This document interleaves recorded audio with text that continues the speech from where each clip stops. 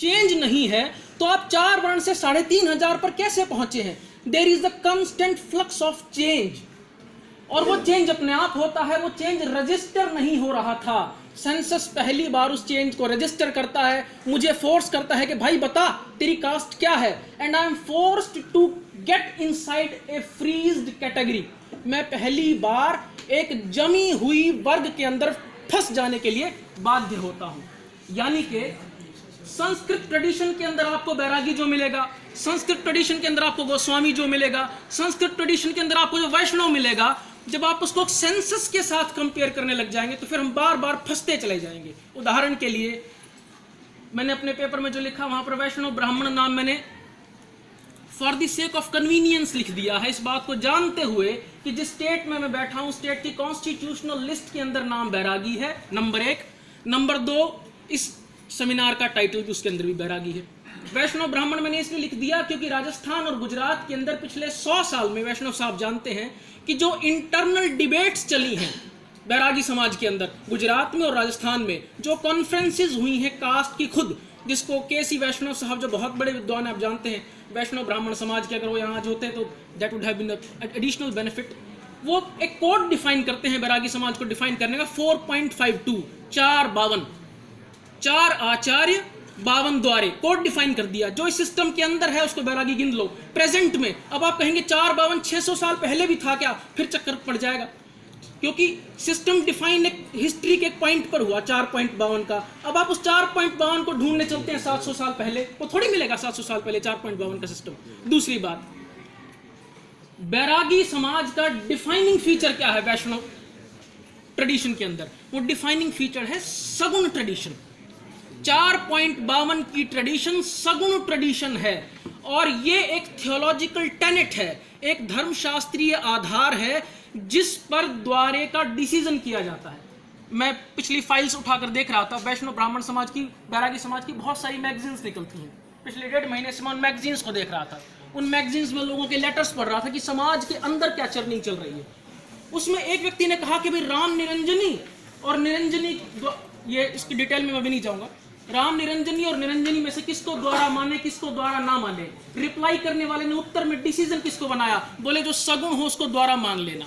यानी कि 4.52 का जो प्रेजेंट सिस्टम है वो सगुण में ऑपरेट करता है, बावजूद इस बात के कि वैष्णव ट्रेडिशन में निर्गुण भी है, इट इज टू देयर, लेकिन 4.52 का सिस्टम सगुण को ऑपरेट करेगा व्यवहारिक स्तर पर। नंबर 1 बात। दूसरी बात ये कि चतुः संप्रदाय के संस्कृत के स्कॉलर्स जो 4 डिफाइन करते हैं, बैरागी समाज का इंटरनल इंटेलेक्चुअल उन 4 में से कुछ फर्क रखता है। उदाहरण के लिए मैं बताऊं, डॉक्टर साहब अच्छी तरह जानते हैं इस बात को। संस्कृत में चतुः संप्रदाय का अर्थ है रामानुज, मध्व, निम्बार्क और वल्लभ। बैरागी समाज के अंदर चतुः संप्रदाय का अर्थ रामानुज नहीं रामानंद है। फंडामेंटल डिफरेंस, इसको बात को ध्यान में रखना है। और ब्रिटिश जो स्कॉलर्स हैं वो इस बात को लेकर कंफ्यूज्ड भी हैं, क्लियर भी हैं। कंफ्यूज्ड इन द सेंस वो ये तो समझ रहे हैं कि इन दोनों की जो फिलॉसफी है विशिष्टाद्वैत की वो तो सेम है, लेकिन रामानंदी जो समाज है वो तो रामानुज को एक्सेप्ट नहीं करता, तो वो कंफ्यूज्ड है, कभी रामानंद लिखेंगे कभी रामानुज लिखेंगे। लेकिन व्यवहारिक स्तर पर बैरागी समाज ने अपना जो लीड जिसको घोषित किया, वो लीड घोषित किया रामानंद को। उसके पीछे एक बहुत लंबी हिस्ट्री है, पिंच साहब ने उसको डिस्कस किया है, और उस हिस्ट्री को उसकी बहुत सारी डिटेल्स में ना जाते हुए मैं एक ही वाक्य में कहूंगा, रामानुजियों के व्यवहार से रामानंदी दुखी हुए। This is the crux. और उसके अंदर क्या हुआ, क्या घटनाक्रम हुआ, 800 साल क्या चलता रहा, वो आश्रम में गए तो क्या हुआ, उस डिटेल में नहीं जाऊंगा। ये व्यवहार था जिसने रामानंदियों को सेपरेट ट्रेडिशन डिक्लेयर करने के लिए फोर्स किया। नंबर 1 बात। दूसरी बात, बहुत माइनर सी बात, संस्कृत ट्रेडिशन के लोग शुद्धाद्वैत के प्रपाउंडर के रूप में वल्लभ को जानते हैं, लेकिन चतुः संप्रदाय विष्णु स्वामी को डिक्लेयर करता है, बावजूद इस बात के, एक मिनट सर, बावजूद इस बात के कि विष्णु स्वामी का कोई इंडिपेंडेंट टेक्स्ट अवेलेबल नहीं है। उसके लिए यहाँ पर रिसर्च अवेलेबल है, विष्णु स्वामी और वल्लभ संप्रदाय के इंटरनल डिबेट्स क्या थे। लेकिन मैं यहाँ पर सिर्फ एक बात बताना चाहूंगा कि शुद्ध वल्लभ जो है शुद्धाद्वैत के प्रपाउंडर, उनका भाष्य अवेलेबल है, उनके टेक्स्ट्स अवेलेबल हैं, लेकिन रामानंदी संप्रदाय विष्णु स्वामी को चतुः आचार्यों में गिनता है, न कि पुष्टि मार्गी वल्लभ को। एक तो इस बात को ध्यान में रख लें कि संस्कृत परंपरा के चतुः आचार्य और बैरागी समाज के, जिसको हम वर्तमान अर्थों में समझ रहे हैं, और मैं फिर कहना चाहूंगा कि वर्तमान को बार बार हिस्ट्री से कंफ्यूज ना करें, क्योंकि 600 साल पहले वो नहीं मिलेगा जो है, क्योंकि पिछले 300 साल में क्या हो तो उसको तो काउंट करना पड़ेगा। तीसरी बात, वैष्णवता की जो अंडरस्टैंडिंग पिछले 100 साल में भारत में बनी, उसका एक केंद्रीय प्रिंसिपल ये था कि अहिंसा इसके साथ जुड़ा हुआ है। गांधी जी ने इसको रीइंफोर्स किया।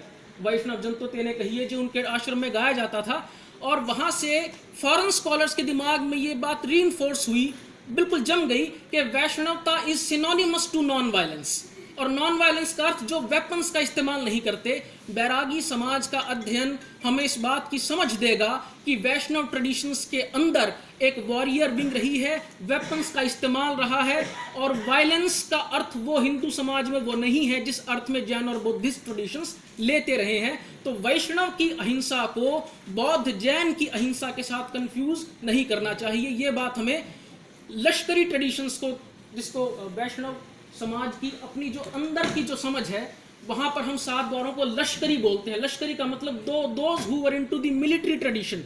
तो इस बैरागी समाज को पढ़ने से हमें बात समझने को मिलेगी कि वैष्णव धारा के अंदर, हिंदू धारा के अंदर war as a means to an end prohibited नहीं है। Military tradition is allowed, military tradition is sanctioned, क्योंकि पिछले 100 साल में एक बहुत बड़ी, एक भारी, हिंदू धर्म कोई मोनोलिथ नहीं है। आज भी शैव, शाक्त और वैष्णव धाराओं के अंदर सूक्ष्म दार्शनिक अंतर मिलते हैं। एक मजाक की बात मैं यहाँ पर बताऊं, जब अभी नवरात्र आए तो ग्वालियर के एक शाक्त मित्र ने, जो काली के मंदिर में पुजारी है, उन्होंने मुझे मजाक करके कहा अब तो प्याज लहसुन छोड़ दिए होंगे, क्योंकि शाक्त धारा में तो ये कोई था ही नहीं मामला। शाक्त, ये तो वैष्णव ट्रेडिशन को हरियाणा, पंजाब, राजस्थान के शाक्त ट्रेडिशन ने अंतर्भुक्त किया। अंतर्भुक्त मतलब उसको अपने अंदर पचा लिया, और वो पूरे वैष्णव प्रभाव हमको शाक्त प्रभावों के अंदर मिले हुए दिखाई पड़ते हैं। लेकिन इसका अर्थ ये नहीं कि कोई सेपरेट धाराएं थी ही नहीं। आज मेरे दोस्त मजाक करते बंगाल और अपना 9 दिन आके तो प्याज लहसुन छोड़ दिया होगा, क्योंकि उनके यहाँ ट्रेडिशन मैच नहीं करती। मेरी शाक्त धारा उनकी शाक्त धारा के साथ मैच नहीं करती।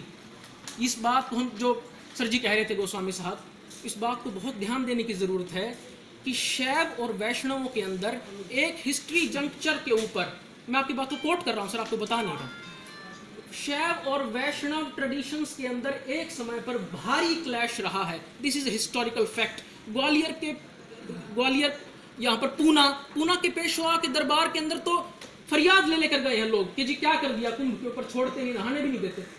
और उसके रिएक्शन में जो सबसे बड़े वॉर स्ट्रेटेजिस्ट के तौर पर उभरते हैं वैष्णव ट्रेडिशन के अंदर, वो उभरते हैं स्वामी बालानंद, जिनका डॉक्टर आज भी जिक्र कर रहे थे। स्वामी बालानंद पहली दफे 4 संप्रदायों के मिलिट्री ऑर्गेनाइजेशन को कंसोलिडेट करते हैं। और मैं हिस्टोरिकली बात इसलिए कह रहा हूं क्योंकि जब आप सिख की बात करते हैं, क्योंकि यहाँ पर सिख ट्रेडिशन की बात बार बार उभर रही थी। देखिए, सिख ट्रेडिशन शुरू होता है नानक से, और सिखों का मिलिट्री ट्रेडिशन शुरू होता है गुरु गोविंद सिंह से। 2 बातों में फर्क हो गया ना। अगर आप कहें संप्रदाय का मूल कहां है तो आप कहेंगे गुरु नानक, ऑल राइट। लेकिन अगर आप कहेंगे इसके मिलिट्री पक्ष का उद्भव कहां से है, तो फिर आपको गुरु गोविंद सिंह को कोट करना पड़ेगा, क्योंकि आर्मी तो वो फॉर्म करने हैं।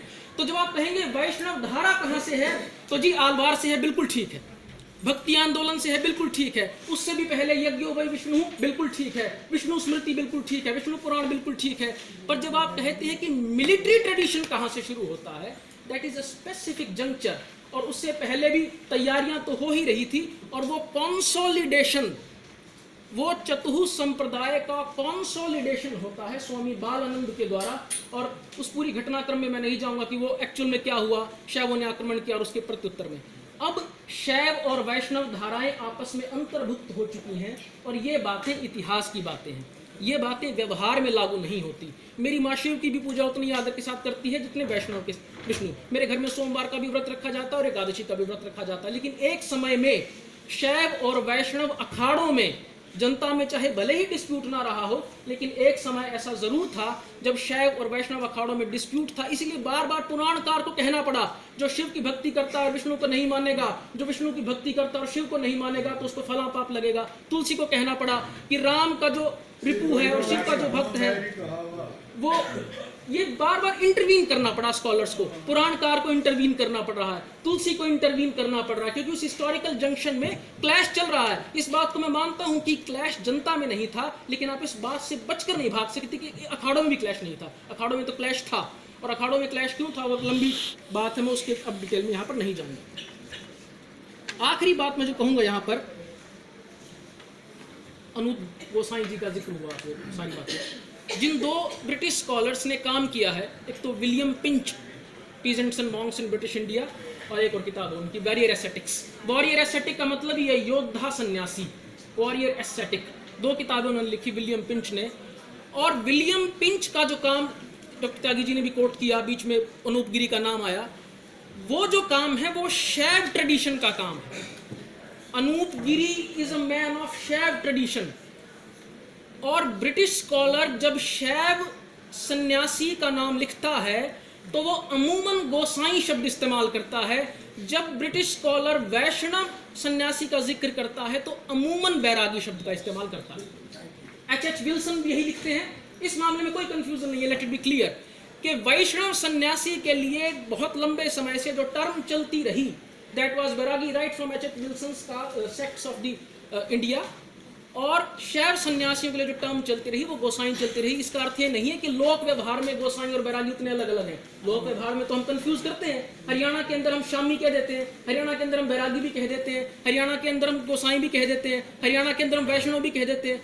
लोक व्यवहार में तो बहुत सारी टर्म्स घुली मिली रहती हैं, लेकिन कैटेगराइजेशन के लिए, वर्गीकरण के लिहाज से जो ट्रेडिशन, जो परिपाटी अपनाई गई, लेट इट बी क्लियर, मैं दोबारा दोहरा दूं, बैरागी स्पेसिफिकली हमेशा से वैष्णव सन्यासी के लिए इस्तेमाल होता रहा और गोसाई हमेशा से शैव सन्यासी के लिए इस्तेमाल होता रहा। और आखिरी बात ये जो मैं अंडरलाइन करना बहुत जरूरी समझूंगा, वैष्णव ट्रेडिशन की ये हम कॉम्प्लीमेंट मान लें या एक विन ओवर मान लें, इनकी एक एडवांटेज मान लें, पिछले 100 साल में भारत की समझ वैष्णव समझ बनी है 2 कारणों से। एक तो ये कि भारत के जो सुप्रीम लीडर गांधी जी बने वो वैष्णव ट्रेडिशन से आ रहे थे, उनका बहुत मोह था वैष्णव ट्रेडिशन में। और दूसरा फैक्टर जिसको हम अमूमन कम देखते हैं वो ये कि भारत की सबसे बड़ी धार्मिक प्रकाशन संस्था जिसने भारत के धार्मिक ग्रंथों को घर घर में पहुंचा दिया, that was specifically a Vaishnav tradition. Hanuman Prasad Poddar खुद निम्बार्क मत में दीक्षित हैं। और ये मेरी शिकायत भी है, मैं 1-2 दोस्तों की शिकायत यहाँ पर दर्ज कराऊं। डॉक्टर साहब, मेरे शाक्त दोस्त कई बार कहते हैं कि यार तुम्हारे हनुमान प्रसाद पोद्दार ने दुर्गा सप्तशती को एडिट कर दिया। दुर्गा सप्तशती में जो श्लोक वैष्णव मत के विरुद्ध पढ़ते थे, दोज वर स्लाइटली एडिटेड। और मेरे शाक्त दोस्त आज भी कहते हैं यार तुम ऐसे मत किया करो, तुम है ना सब जगह प्याज लहसुन वाला फिनोमेना मत घुसाया करो। ये तो हमारी दिक्कत है ना।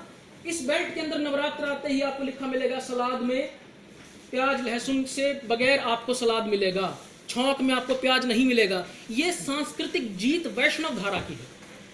ओवरऑल पिछले 100 साल में ये सांस्कृतिक जीत है वैष्णव धारा की कि वैष्णव मत के जो सेंट्रल प्रिंसिपल्स थे वो हिंदू मत के डिसाइडिंग फीचर्स बने हैं। लेकिन इसका एक नुकसान ये हुआ गांधी जी के वैष्णव इंटरप्रिटेशन का, जो मैं खास तौर पर कहना चाहूंगा वो ये कि वैष्णव ट्रेडिशन का मतलब नॉन वेपन ट्रेडिशन हो गया, जो कि दरअसल बिल्कुल नहीं था। थैंक्स।